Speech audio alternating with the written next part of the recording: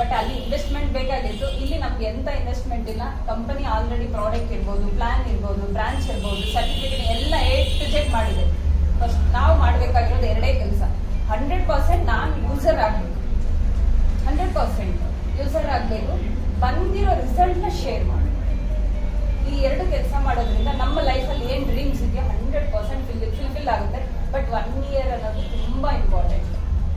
1 year ತಾಳ್ಮೆ ಯಾರಿಗಿರುತ್ತೋ success. ಯಾರಿಗೆ 1 year ತಾಳ್ಮೆ ಇರಲ್ವೋ, ಯಾರಿಗೆ ತಾಳ್ಮೆ ಇರಲ್ವೋ ಅವ್ರಿಗೆ ಸಕ್ಸಸ್ ಇಲ್ಲ ಅನ್ನೋದು. ಅದಕ್ಕೋಸ್ಕರ ಹೇಳೋದು, ಎಸ್ಪೆಷಲಿ ಮೇನ್ ಇಂಪಾರ್ಟೆಂಟ್ ಗೋಲ್ನ ಫಿಕ್ಸ್ ಮಾಡಿ. ನಿನ್ನೆ ಇದನ್ನ ಬಿಡಿ. ಏನಾದ್ರೂ ಇರಲಿ, ಪ್ರಪಂಚ ಮುಳುದ್ರೂ ಪ್ರಾಬ್ಲಮ್. ಪ್ರಪಂಚ ಮುಳುಗೋದ್ರೆ ಆಮೇಲೆ ಯೋಚನೆ ಮಾಡಬೇಕು. ಅಂಥದ್ದಿಲ್ಲ.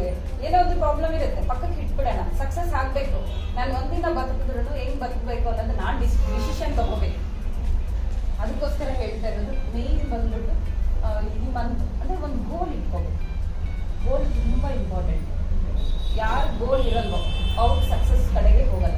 ನಾನು ಸ್ಟಾರ್ಟಿಂಗ್ ಹೇಳ್ತಿದ್ದೆ ಬಂದಾಗ, ಸರ್ ನಾನು ತುಂಬಾ ಕಂಪ್ಲೇಂಟ್ ನನ್ನ ಟೀಮಲ್ಲಿ ಯಾರು ಹೇಳಿಲ್ವೇನೋ, ಬಟ್ ನಾನು ಅಷ್ಟು ಹೇಳ್ಬಿಟ್ಟಿದ್ದೆ ನಾವು ಕ್ಲೈಂಟ್ಗೆ. ಸರ್ ನಾನು ಎಲ್ಲೇ ಹೋದ್ರು ಪ್ರಾಡಕ್ಟ್ ಬಗ್ಗೆ ಹೇಳಕ್ ಹೋದ್ರೆ ನೀವು ಪೇಸ್ಟ್ ಸೇಲ್ ಮಾಡಿದ್ಯಾ ಅಂತ ಕೇಳೋರು, ಸೋಪ್ ಮಾಡಿದ್ಯಾ ಅಂತ ಕೇಳೋರು, ಆ ಥರ ಕೇಳಿದ್ರು.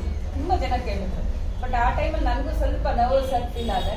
ಬಟ್ ಅದು ಇವತ್ತು ನಾನು ಕೇಳೋಕೆ ನಾನು ಚಾನ್ಸಸ್ ಬಿಟ್ಟಿಲ್ಲ. ಯಾಕಂದ್ರೆ ಹೌದು, ಓಪನ್ ಆಗಿ ಹೇಳ್ತೀನಿ, ಆ ಸೋಪು ಪೇಸ್ಟ್ ಇಂದಾನೆ ಇವತ್ತು ಥೈಲ್ಯಾಂಡ್ ಟ್ರಿಪ್, ನಮ್ಮ ದೇಶ ಅಲ್ಲ ಹೊರ ದೇಶಕ್ಕೆ ಒಬ್ಳೆ ಹೋಗ್ಲಿಲ್ಲ, ಜೊತೆಗೆ 3 ಜನನ ಟ್ರಿಪ್ನ ಕಂಪ್ಲೀಟ್ ಮಾಡ್ಕೊಂಡ್ ಬಂದಿರೋದು.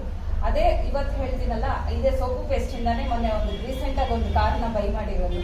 ಅದೇ ಸೋಪು ಪೇಸ್ಟ್ ಇಂದಾನೆ ಅವ್ರು ಹೇಳ್ತಿದ್ದು ತುಂಬಾ ಖುಷಿ ಆಗುತ್ತೆ. ಜೊತೆಗೆ ಸಾಕಷ್ಟು ಜನ ಹೆಲ್ತ್ ರಿಕವರ್ ಆಗಿದೆ. ಸಾಕಷ್ಟು ಹೆಣ್ಮಕ್ಳು ನನ್ನೊಂದು ವಿಶ್ ಮಾಡ್ತಾರೆ. ಸುಮ್ಮನೆ ಯಾರು ವಿಶ್ ಮಾಡಲ್ವಲ್ಲ. ಒಬ್ರಿಗೆ ನಾವೇನಾದ್ರೂ ಕೊಟ್ರೇನೆ ನೆನಪಿರ್ತೀವಿ. ಇವತ್ತು ಒಬ್ಬರು ಬಂದು, ಮೇಡಮ್ ನೀವು ಇದು ಹಾಕ್ಬೇಕು, ನಿಮ್ಮ ಅಂದ್ರೆ ವಿಶ್ ಮಾಡ್ತಿದ್ದಾರೆ ಅಂದ್ರೆ ಅವಕಾಶ ನಾನು ತಗೊಂಡೆ, ನಾನು ಶೇರ್ ಮಾಡ್ತಾ ಇರೋದ್ರಿಂದ ನನಗೆ ಇದಾಗುತ್ತೆ. ಮತ್ತೆ ಇನ್ನೊಂದು ಇದಿತ್ತು ಲೈಫಲ್ಲಿ, ಅದು ಹೇಳ್ತಾ ಇದ್ದಾರೆ ಸ್ಟೇಜ್ ಫಿಯರ್. ಇವತ್ತು ಅದನ್ನು ಕಳ್ಕೊಂಡು, ಅಂದ್ರೆ ಸ್ಟೇಜ್ ಫಿಯರ್ ಇಲ್ಲ, ಬಟ್ ತುಂಬಾ ಖುಷಿ ಆಗುತ್ತೆ. ನಮ್ಮಂತ ಹೆಣ್ಮಕ್ಳಿಗೆ ನಾವು ಒಂದು ಸಾಧನೆ ಮಾಡಬೇಕು. ಸಕ್ಸಸ್ ಅಂತ ಅಂದ್ರೆ ಅದು ಯಾವತ್ತಿಗೂ ಎಂಡಿಲ್ಲ. ಸಕ್ಸಸ್ ಇರೋರು ಹ್ಯಾಪಿಯಾಗಿರ್ತಾರೆ, ಬೇಕು ಅನ್ನೋರು ಹ್ಯಾಪಿ ಇರ್ತಾರೆ. ಸಕ್ಸಸ್ ಬೇಡ ಅನ್ನೋರು ಸ್ವಂತ ಮನೆ ಆಗೋಯ್ತು, ಕಾರ್ ಆಯ್ತು, ಇನ್ನೇನಪ್ಪ ಜೀವನ ಅಷ್ಟೇ ಅನ್ಕೋಬಿಟ್ಟು. ಆದ್ರೆ ಸಕ್ಸಸ್ ಆಗಲ್ಲ. ಲೈಫ್ ಎಂಡ್ ತನಕನೂ ನಾನು ಏನೋ ಒಂದು ಸಾಧನೆ ಮಾಡ್ತಾ ಇರ್ಬೇಕು. ಸಾಧನೆ ಮಾಡ್ಬೇಕು ಅಂತಂದ್ರೆ ನಮ್ಗೆ ಬೆಸ್ಟ್ ಪ್ಲಾಟ್ಫಾರ್ಮ್ ಏನು ಅಂತ ಅಂದ್ರೆ, ನಾನ್ ತಗೊಳ್ಳೋದಲ್ಲದೆ ನಾನ್ 4 ಜನಕ್ಕೆ ಕೊಡಿಸ್ಬೋದು. ನಾನು ಸ್ಟ್ರಾಂಗ್ ಆಗಿರೋದಲ್ದೇನೆ 4 ಜನ ನಾನು ಸ್ಟ್ರಾಂಗ್ ಆಗಿ ಇಳಿಸ್ಬೋದು. ಅದು ಒಂದು ಇವತ್ತು ಸಕ್ಸಸ್. ಹೆಲ್ತ್ ಎಸ್ಪೆಷಲಿ ಎಲ್ರಿಗೂ ಇಂಪಾರ್ಟೆಂಟ್ ಹೆಲ್ತ್. ಇವತ್ತು ಯಾವಾಗ್ಲೂ ನಮ್ಮ ಪ್ರಭಾಕರ್ ಸರ್ ಬಂದು ಹೇಳ್ತಾ ಇರ್ತಾರೆ, ಹೌದು ಅವ್ರನ್ನ ಓಪನ್ ಆಗಿ ಇಲ್ಲೇ ಹೇಳ್ತಾ ಇರ್ತೀವಲ್ಲ, ಸ್ವಂತ ಮನೆ ಇದೆ, ಅವ್ರಿಗೆ ಬಾಡಿಗೆನೂ ಬರುತ್ತೆ, ಎಲ್ಲ ಇದೆ. ಆದ್ರೆ ಅವ್ರಿಗೊಂದು ಮಾತ್ರ ಪ್ರಾಬ್ಲಮ್, ಹೆಲ್ತ್ ಇಶ್ಯೂ. ಯಾವಾಗ್ಲೂ ಹೇಳ್ತಾ ಇರ್ತಾರೆ, ಬಂದು ನನ್ನ ಮಂಡಿ ನೋವು, ಕಾಲು ನೋವು ಅಂತಾರೆ. ಬಟ್ ಆ ಹೆಲ್ತ್ ಇಶ್ಯೂಸ್ನ ಪ್ರಾಬ್ಲಮ್ ಸಾಲ್ವ್ ಮಾಡಿರೋದು ಯಾರು? ಆನಂದ್ ಸರ್. ಅವರು ಸಪ್ಲಿಮೆಂಟ್ ಕೊಡ್ಸಿರೋದ್ರಿಂದ ಅವ್ರು ಇವತ್ತು ನೋಡಿ ಅವ್ರು ಏನ್ ಹೇಳಿದ್ರು ಅವ್ರು ಎಸ್ ಅಂತಾರೆ. ಆ ಹೆಲ್ತ್ ನ ರಿಕವರಿ ಆಯ್ತು ಅಂತ ಅವ್ರು ಯಾರಿಗೆ ಹೇಳ್ಕೊಡೋದು ಅಷ್ಟು ಇದಿಲ್ಲ. ಅವರೇ ಬಂದು ಹೇಳ್ತಾರೆ, ನನಗೆ ಮಂಡಿ ನೋವು ಸರಿ ಹೋಯ್ತು, ಕೊಟ್ಟರು ಸಪ್ಲಿಮೆಂಟ್ ತಗೊಂಡೆ ಸರಿ ಹೋಯ್ತು. ಈಗ ಅದು ಇಷ್ಟ ಆಗಿ ಕೆಲಸ ಮಾಡ್ತಾ ಇದ್ದಾರೆ. ಅದು ಬ್ರಾನ್ಸ್ ಆಗ್ಬೇಕು, ಸಿಲ್ವರ್ ಆಗ್ಬೇಕು, ಅವರೇ ಮಾಡ್ತಾರೆ ಅಂತಂದ್ರೆ ನಮ್ಮಲ್ಲಿ ಎಷ್ಟು ನಾಲೆಡ್ಜ್ ಇದೆ, ನಮ್ಮಲ್ಲಿ ಎಷ್ಟು ಪವರ್ ಇದೆ. ಆಮೇಲೆ ಅವ್ರು ಸ್ಪೆಷಲ್, ಇವ್ರು ಸ್ಪೆಷಲ್ ಅಲ್ಲ. ಫಸ್ಟ್ ಸ್ಪೆಷಲ್ ಯಾರು ಹೇಳಿ? ನಾನು. ಹೌದು, ನಾನು ಸ್ಪೆಷಲ್. ಇಲ್ಲಿ ದೇವ್ರು ದೊಡ್ಡದು ಕಲ್ಲು ತಂದು ತಲೆ ಮೇಲೆ ಹಾಕಿದ್ರು ಒಳ್ಳೇದಕ್ಕೆ ಇರುತ್ತೆ. ದೇವ್ರೆ ನೀನು ನಾನು ಒಳ್ಳೇದೇ ಮಾಡಿದ್ಯಾ, ಯಾರ ಹತ್ರ ಆಕ್ಸೆಪ್ಟ್ ಮಾಡ್ತಾರೋ ಭಗವಂತನೇ ಕಲ್ ತೆಗಿತ.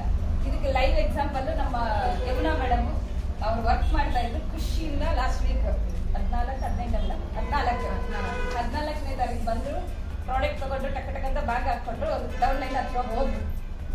ಅರ್ಧ ರೋಡ್ಗೆ ಹೋಗೋಷ್ಟರಲ್ಲಿ ನಮ್ಗೆ ಬೇಡ ಹೋಗಿ ಅಂತ ಅಂದ್ರು. ಅಂದ್ರೆ ದೇವ್ರು ಟೆಸ್ಟ್ ಮಾಡಿದ್ರು. ನಾನು ಅದು ಅವತ್ತಿಂದ ಹೇಳೋಣ ಅನ್ಕೊಂಡೆ. ಅಲ್ಲಿಗೆ ಟೆಸ್ಟ್ ಮಾಡಿದ್ರು, ಬೇಡ ಹೋಗಮ್ಮ ನಿಮ್ಮ ಮನೆಗೆ. ನಾನು ಬೇಡ ಅಂತ ಹೇಳ್ಬಿಟ್ರು. ಸೀದಾ ಬಂದು ಬ್ಯಾಗ್ ಇಟ್ಟರು. ನಾನು ಅಬ್ಸರ್ವ್ ಮಾಡ್ತಾ ಇದ್ದೆ. ಮೇಡಮ್ ವೇಸ್ಟ್ ಐಟಮ್ ಎಲ್ಲ ಎತ್ಕೊಂಡು ಹೋದೆ, ಐಟಮ್ ಎಲ್ಲ ತಂದು ಅಲ್ಲಿಟ್ಟೆ, ಹೋಗ್ತಾ ಇದ್ದೀನಿ ಮೇಡಮ್. ಅವ್ರ ಕಡೆಯಿಂದಾನೆ 1 hour 1.5 hour ಬಿಟ್ಟು ಅವ್ರಿಗೆ ಕಾಲ್ ಮಾಡ್ಬಿಟ್ಟು ನಂದು ಬಿಲ್ಲಿಂಗ್ ಮಾಡಿ ಅಂತ ಹೇಳಿ. ಇವ್ರು ಹೋಗ್ಲೇ ಇಲ್ಲ ಅಲ್ಲಿಗೆ. ಹೋಗೋ ಕಡೆಗೆ ಬೇಡ ಅಂತ ಲೇಡಿ, ಆ ಲೇಡಿನೇ 1 hour 1.5 hour ನಾವು ಯಾರು ಮಾತಾಡಿಲ್ಲ. ಆ ಲೇಡಿನೇ ಕಾಲ್ ಮಾಡ್ಬಿಟ್ಟು ನನ್ನ ಕನ್ಸಿಸ್ಟೆನ್ಸಿ ಮಾಡಿ ಅಂತ. ಅದು ಬರೀ 60 ಅಲ್ಲ 100 PV ಕಂಪ್ಲೀಟ್ ಮಾಡಿದ್ದಾರೆ.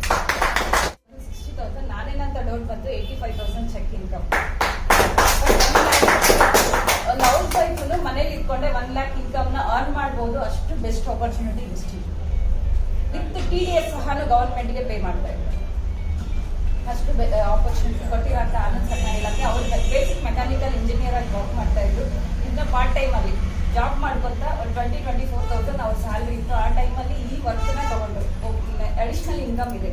ಅಂದರೆ ಜಾಬಲ್ಲಿ ಇದ್ರೇನೆ ನನ್ನ ಡ್ರೀಮ್ ಏನು ಅನ್ಕೊಂಡಿದ್ದೀನೋ ಫುಲ್ಫಿಲ್ ಮಾಡ್ಕೊಳಕ್ ಆಗಲ್ಲ. ಮತ್ತೆ ಲೈಫ್ ಎಂಡ್ ತನಕ ನಾನು ಕಷ್ಟನೇ ಪಡ್ತಾ ಇರಬೇಕು. ಇಲ್ಲ ನಾನು ಏನಾದರೂ ಒಂದು ಮಾಡಬೇಕು, ಸಕ್ಸಸ್ ಆಗಿರೋ ಒಂದು ಜೊತೆ ಸೇರ್ಕೊಂಡ್ರೆ ಆಗ್ತೀನಿ ಅಂತ ಡಿಸಿಷನ್ ತಗೊಂಡು ಪಾರ್ಟ್ ಟೈಮಲ್ಲಿ ಸ್ಟಾರ್ಟ್ ಮಾಡಿದ್ರು. ಫಸ್ಟ್ ಮಂತ್ ಅವ್ರದ್ದು ಅಷ್ಟೇ 180 rupees, ಸೆಕೆಂಡ್ ಮಂತ್ 1,000 rupees, 10,000, 20 ಆ ಥರ 50, 60, 1 lakh, 2 lakh, 2,06,000 ಹೈಯೆಸ್ಟ್ ಇನ್ಕಮ್ ನಾನೇ ಲೈವಲ್ಲಿ ನೋಡಿದೆ ಅವ್ರನ್ನ ಇನ್ಕಮ್ದು.